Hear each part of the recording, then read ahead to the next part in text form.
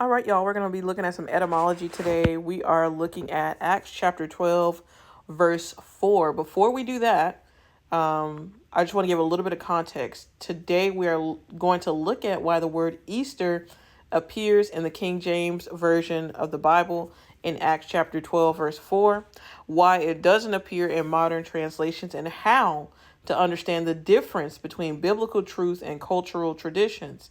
Now, come into this with an open mind and an open heart, because there's a lot that is out there that will harden your heart. This is not for debate. This is not for argumentation or anything like that.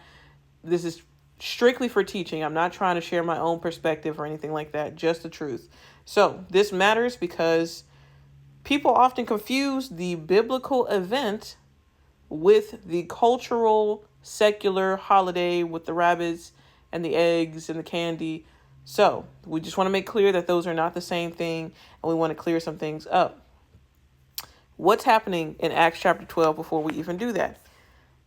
Acts chapter 12 opens up with Herod. This is Herod. There are multiple Herods. So this is Herod Agrippa, the first, persecuting the early church. He's persecuting them. He sees that the Jews likes it. So he's like, oh, I'm going to go even crazier about it. He has already executed James. I'm sorry. I'm just going to leave it like that while I keep talking. He has already executed James, the brother of John. And when he sees that this pleases the Jewish leaders, he arrests Peter next. But the timing is important. You got to pay attention to that. The timing in which all of this is happening is important. Peter is arrested during the days of unleavened bread. Let me see if I can get back to it. All right, I'm just going to hold my hand on the other side. So Peter is arrested during the days of unleavened bread, the week immediately following Passover.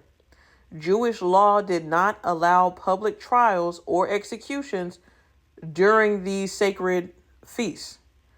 So Herod puts Peter in prison, assigns 4 squads of soldiers to guard him. Well, I'm going to read it for you, so I'm just giving you context.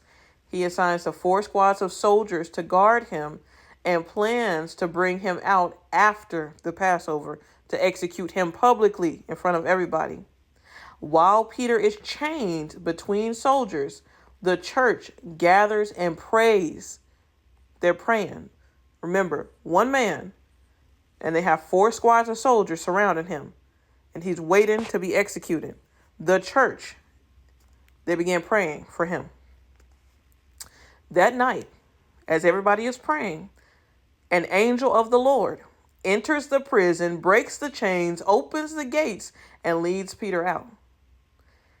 King Herod is humiliated, and later in the book of Acts, or specifically in this chapter, Herod is struck down by God for receiving worship as a lowercase g God.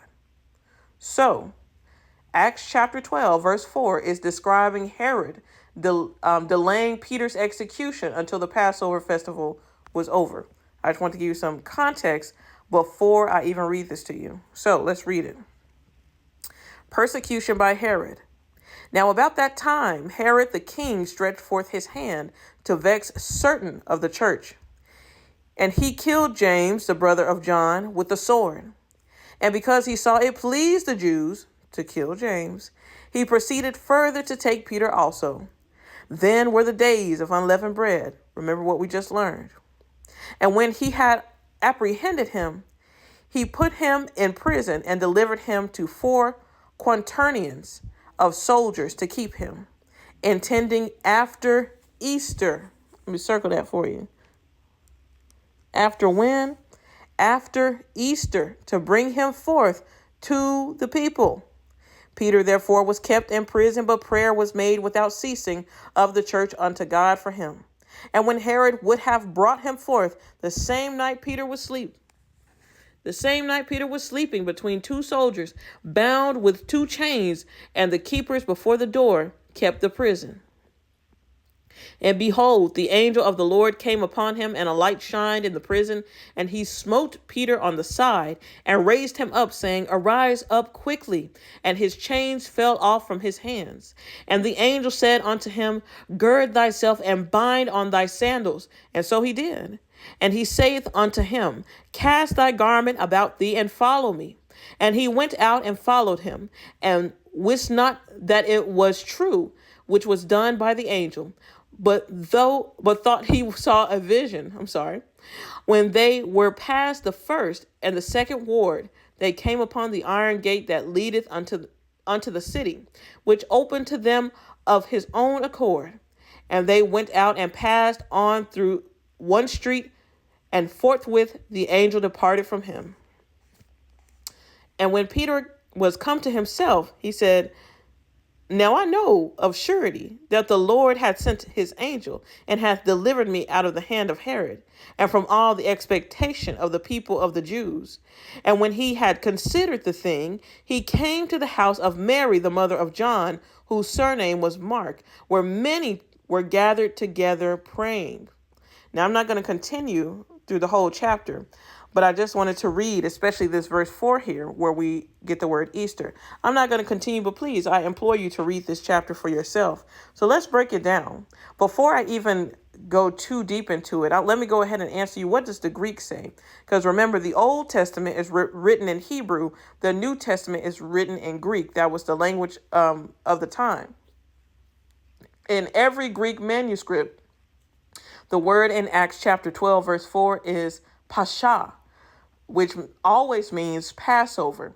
The Jewish feast, Passover is the Jewish feast, which is established in Exodus. The word Pascha appears 29 times in the New Testament, and it always means Passover, always. There is no Greek manuscript that says Easter. I just want to be clear on that. So the original text is very clear. Herod was waiting until after Passover. So why does the King James Version say Easter? Because in Old English, the word Easter had a very broad meaning. It had a much different meaning than it did today. Between the 1300s and the 1600s, Easter could refer to the Jewish Passover, the Christian celebration of the resurrection, or the entire spring religious season for everybody. So when early English translators saw Pascha, they sometimes used Easter as their translation, not a transliteration, as a translation, because that was the common English word for the season. So it is a translation choice. It is not necessarily a doctrinal claim or anything like that. But the King James Version of the Bible is not the only version that includes this term. There are quite a few Bibles. We have and they're very old. I believe the King James was the very last one to include it, and everything after the King James no longer has it. We have the Wycliffe Bible, 1300s. Tyndale Bible, 1500s. Coverdale Bible, 1500s. A lot of these are 1500s. The Great Bible, the Bishop's Bible, the Geneva Bible, and then, of course, the King James Bible, even the 1611 Bible, has the word Easter in it.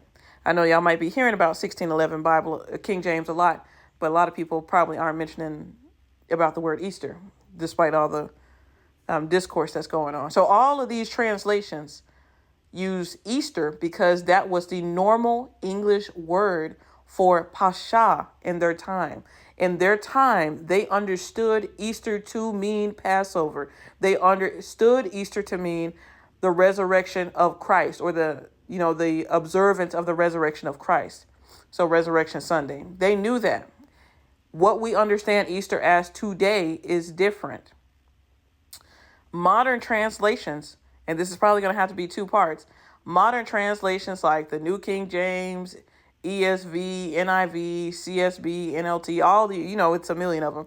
They all use Passover instead of the word Easter.